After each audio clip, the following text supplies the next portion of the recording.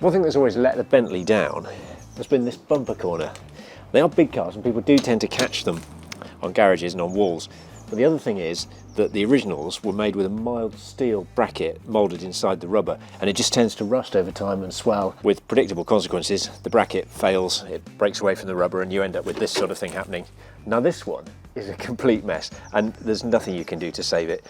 You really need to replace it. Luckily, you can buy remanufactured ones. They are expensive because of the low volumes, but we've secured a brand new one courtesy of Flying Spares, which is going to tidy up the car no end.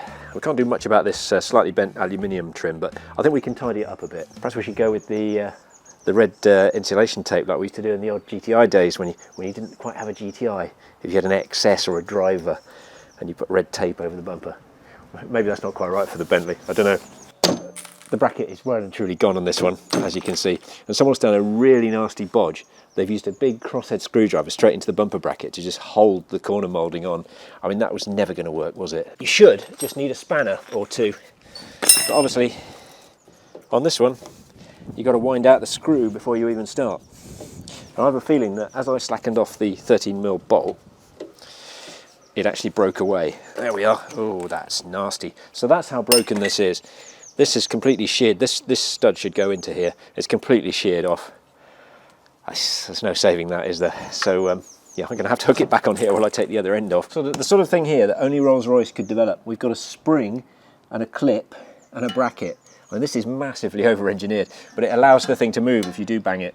So I'm going to have to unbolt that and take it off separately.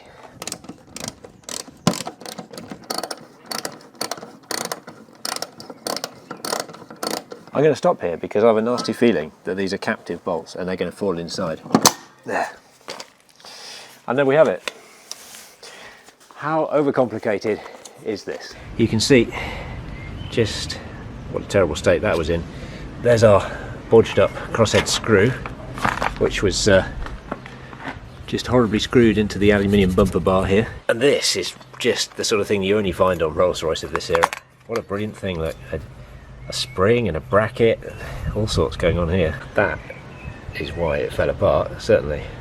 So this has proved to be harder than I thought. It's one of those jobs you always wish you hadn't started with half a day to spare. The mounting studs are well and truly welded into the aluminium bumper, but I'm getting there because they're not bolts, they're studs. So I've had to use a lot of leverage on here. I'm going to get it off. I've got one out already and we're just going to replace them with plain bolts. That's the plan anyway. See what happens. Obviously you've got to be quite careful not to trash the bodywork as well. But it's taken a while, but we're nearly there. I had to use a big lever, but I've just managed to get this bolt out. Even if we don't want to reuse these studs, of course we need the holes free to fix the new part in with some bolts. The two mounting studs here, I could use these at a pinch. If I just put them finger tight. I mean, there's no head on the end, well certainly on this one anyway. This one's been bodged before. I'm going to have to go and buy some bolts of the right thread pitch because the box of bolts I've got here, I think they're all just too coarse. My son works at Screwfix, he'll sort me out with something. This complicated spring bracket arrangement is riveted into the bumper corner, so it needs drilling out and then riveting in on the new one, I guess. We'll drill out the rivets. There we go. It needs to go like that. No, it doesn't. It goes like that. You've got to make sure you get it the right way around. Otherwise, you've got to rivet it twice. I'm going to use an old style hand riveter for this job.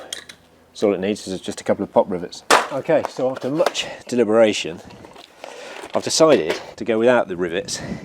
I've gone one better than Rolls-Royce, in fact. I've used a pair of little nuts and bolts, which I think is a bit more elegant, to be honest. Just going to tighten it up here. I've even used washers. What about that? Proper job. Stainless steel they are. Won't rust again. And I can reassemble this strange spring bracket, which I've had to dismantle really to make this work. One of the biggest difficulties in doing this job is not trashing your new bumper corner on the ground, so you definitely need to be using some cardboard or something. I have to brace it with my knee here. It does have a stainless insert, this replacement part. That's why it is better than the original. And there we have it. That's ready to be fixed and the little bolt heads are hidden. Ready to reassemble it now. Okay, well here we are, we've got it all back together finally. I'm just about to tighten it up. Just in good time too, I've got to go on the school run in this car in a minute. Oh, who wouldn't want their dad picking them up from school in a Bentley with the bumper hanging off?